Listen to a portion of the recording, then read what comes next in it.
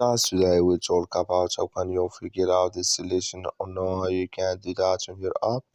So you just follow this ways and it's going to work with you. So all you have to do, just go down, click here on your photo profile down here. So then it's going to take you to this, it's going to show for you like this in your profile. You go above this sign, click on it here. So then it's going to take you to this list. You click here on edit. Then you go down, you just keep going down here.